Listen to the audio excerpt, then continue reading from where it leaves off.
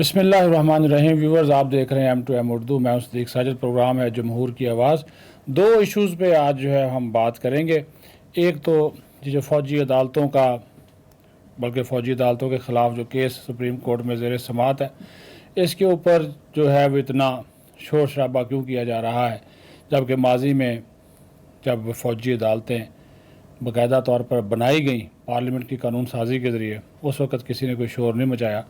अब पहले से मौजूद फ़ौजी अदालतें जो हैं, अगर साने 9 मई में मुलव्वस मुजरमों को, शरपसंदों को सज़ा देने जा रही हैं, तो आज इंसानी हकूक़ के नाम नहाद अलमबरदारों को इन पर तनकीद करना जो है वो याद आ गया। दूसरा जो इशू है कि भारत में जो है वो अफ़गान सफ़ीर की तब्दीली का जो तनाज़ा है वो शिद्दत इख्तियार जो है वो कर गया, जिसकी वजह से दोनों के दरमियान जो सफारती ताल्लुकात हैं वो मज़ीद कशीदा हो गए हैं, क्योंकि इनके जो अफ़गान हुकूमत के जो एक तजारती मुशीर थे कादर शाह, उनको वहाँ पे सफ़ीर मुकर्रर किया गया था, लेकिन भारतीय हुकूमत उनको एक्सेप्ट करने के लिए तैयार नहीं है। ये आप उनकी जो अंदाज़ा लगा लें। और वो जो अशरफ गनी साबिक़ सदर थे, उनके दौर में जो वहाँ पे सफ़ीर थे, उन्हीं को नवाजा जा रहा है। और करोड़ों की करप्शन जो है जो अफ़गानिस्तान में, इंडिया में जो अफ़गानिस्तान का सफारत खाना है, उसमें जो है वो हो रही है। लेकिन सबसे पहले हम बात करेंगे फ़ौजी अदालतों की। तो इसके ऊपर जो है वो जितना शोर शराबा किया जा रहा है, आज एतजाज़ अहसन को और लतीफ़ खोसा को और साबिक़ जो चीफ जस्टिस जवाद ख्वाजा, उनको भी याद आ गया कि ये इंसानी हकूक़ के ख़िलाफ़ हैं और सिविलियन का ट्रायल नहीं होना चाहिए। तो माजी में जब ये पार्लियामेंट की कानून साजी के ज़रिए, ज़्यादा लंबी बात तो नहीं है, इसी इमरान खान के दौरे हुकूमत में फ़ौजी अदालतें बनी थी। उसमें जो जब फिर वो एक्सटेंड भी हुई, नवाज शरीफ के दौर में बनी, आगे एक्सटेंड हो गई, तो कितने केसेस थे? 25 से ज़्यादा केसेस। तो जो ट्रायल हुआ, सिविलियन का ट्रायल हुआ, सज़ाएँ दी गई, उस वक्त तो किसी ने नहीं बोला, हालांकि वो दहशत गर्दी में मुलव्वस थे। ये जो दहशत गर्दी 9 मई को हुई है, तकरीब कारी, जो फ़ौजी तनसीबात के ऊपर हमला किया, शवाहद मौजूद हैं, वीडियोज़ मौजूद हैं, नाकाबिल तरदीद शवाहद मौजूद हैं। इसके बावजूद अब आप ये देखें, पिछले दिनों भी वो चल रहा था कि माज़रत के साथ हमारी जो सुप्रीम कोर्ट है, उसके अंदर ज़ेर इल्तवा केसेस का जो ज़ेर इल्तवा केसेस की तादाद है मुसलसल बढ़ रही है। 50,000 से ज़्यादा हो गई, 55,000 के करीब है। लेकिन जैसे ये दरख्वास्त जाती है, नंबर भी लग जाता है, बेंच भी बन जाता है। 9 रुकनी बेंच बना, उसके ऊपर फिर इतराज़ हुआ, 7 रुकनी हो गया, फिर वो बुला लिया गया सबको। वो जो अब चीफ जस्टिस साहब है, उनके बारे में बंदा क्या बात करे, उन्होंने तो अपनी शायद इसको अना का मसला बनाया हुआ है। तो वो इस चीज़ों को हक़ाइक़ की बुनियाद पर देखने की बजाय एतजाज़ अहसन की मुलाकात के बाद, लतीफ़ खोसा की मुलाकात के बाद केस का लग जाना, बेंच का बन जाना, क्या दिखाता है?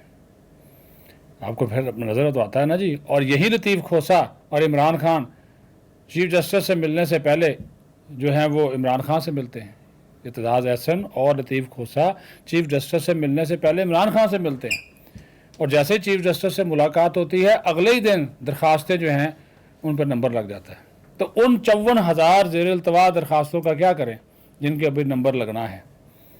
आज भी उन्होंने कहा, जो नामजद चीफ जस्टिस हैं काजी फ़ायज़ ईसा, उन्होंने कहा मैं हैरान हूँ कि ये जो आज काज लिस्ट जारी हुई है, उसमें सबसे आखिर नंबर पे था ये फ़ौजी अदालतों के ख़िलाफ़ केस, और इसको सबसे पहले सुना जा रहा है। फिर जस्टिस तारक मसूद ने ये बात कही, उन्होंने कहा कि लतीफ़ खोसा को मुखातब करके कहा, उन्होंने कहा जब माजी में भी तो फ़ौजी अदालतें काम कर रही थी, उस वक्त आपको इंसानी हकूक़ याद नहीं आए, आज आप इंसानी हकूक़ की बात कर रहे हैं। तो ये अदलिया के अंदर एक ख़ुद तकसीम है, और अदलिया की जानबदारी इस मामले पर नज़र आ रही है। अब वो जो 7 रुकनी बेंच बना है, उसके ऊपर हुकूमत ने एतराज़ किया। जो इरफान कादर है मामले खुसूसी, उन्होंने कहा जी बिल्कुल, जो चीफ काजी फ़ायज़ ईसा, उनका जो एतराज़ है वो ठीक है कि ये बेंच इस तरह करे, मतलब फ़ैसला करे, सुप्रीम कोर्ट प्रोसीजर एंड जो प्रैक्टिस बिल है उसका फ़ैसला होना चाहिए। तो ये अच्छा, फिर सबसे बड़ी बात यह है कि फ़ौजी अदालतों के अंदर कोई फ़ैसला अगर होता है, उसकी अपीलें हैं, हाई कोर्ट में भी है, सुप्रीम कोर्ट में भी है। तो वो माजी में अब बहुत से ऐसे केसेस थे जो कि सुप्रीम कोर्ट में, हाई कोर्ट में वो हुए, चैलेंज हुए, अभी तक ज़ेर समाअत हैं। तो अभी भी जिन लोगों का ट्रायल हो रहा है, उनके ख़िलाफ़ अगर वो फैसला आता है तो वो ये फोरम इख्तियार कर सकते हैं।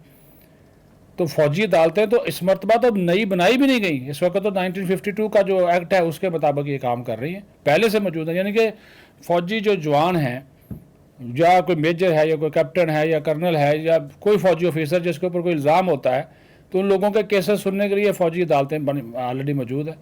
لیکن چونکہ حملہ فوجی عدالتوں میں ہوا، تنصیبات پہ حملہ ہوا، وہ آرمی ایکٹ میں لکھا ہوا ہے، اس کے شک میں لکھا ہوا آرمی ایکٹ، وہ بھی پارلیمنٹ نے پاس کیا ہے کہ اگر دفاعی و فوجی تنصیبات پہ حملہ ہوتا ہے تو اس کو آرمی ایکٹ کے تحت یا آفیشل سیکرٹ ایکٹ کے تحت اس کو ٹرائل کیا جائے گا. اسی کے تحت اس کا ٹرائل ہو رہا ہے، تو اس کے اوپر اتنا ہو اینڈ کرائی جو ہے وہ کرنے کی کیا ضرورت. لیکن اس کے مقاصد ذاتی اور سیاسی ہیں، اور عمران خان کو فائدہ دینا وہ تو صاف نظر آ رہا ہے، جانبداری نظر آ رہی ہے، انصاف نہیں، جانبداری جو ہے وہ نظر آ رہی ہے. تو اس کو دیکھا جانا بہت ضروری ہے. باقی میں نے جو پہلے بات کی کہ جو بھارتی حکومت ہے اور طالبان کی جو افغانستان میں حکومت ہے، اس کے درمیان شدید تنازع ہے، اور وہاں پہ جو قادر شاہ سفیر مقرر کیا گیا ان کو سفارتی اسناد نہیں لی جا رہی، ان کو ملاقات کا وقت نہیں دیا جا رہا، اور جو اشرف غنی ہیں ان کے جو ہیں وہ جو لگے ہوئے سفیر فرید مامون زائے ان کو سفارت خانہ ان کے حوالے کر رکھا. کروڑوں کی کرپشن ہے، 10 سے 15 ہزار ڈالر لیے جا رہے ہیں، یہ بھی میں آپ کو بتا دوں، رشوت لی جاتی ہے. خود افغان شہری کہتے ہیں ویزے لگوانے کے لیے، کاروباری تاجر برادری کے جو افغانستان کے لوگ ہیں، 10 سے 15 ہزار اس کی رشوت لی جاتی ہے. کرپشن اور بدعنوانی ہے. بھارت میں جو تعلیم حاصل کرنے والے اسٹوڈنٹس ہیں ان کو شدید مشکلات ہیں، اور سینکڑوں طلباء کے جو تعلیمی سال ہے اس وجہ سے ضائع ہو رہے ہیں. تو ان چیزوں کو بھی دیکھا جانا جو ہے وہ بہت ضروری ہے.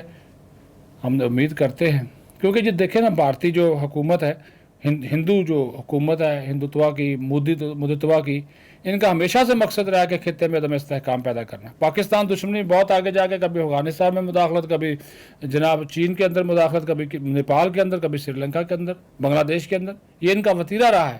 مقصد صرف یہ ہے کہ ہمارے علاقے میں جو درہٹ قائم ہو جائے، وہ ان شاء اللہ تعالیٰ ہم قائم نہیں ہونے دیں گے. اپنا خیال رکھیں. پاکستان زندہ باد.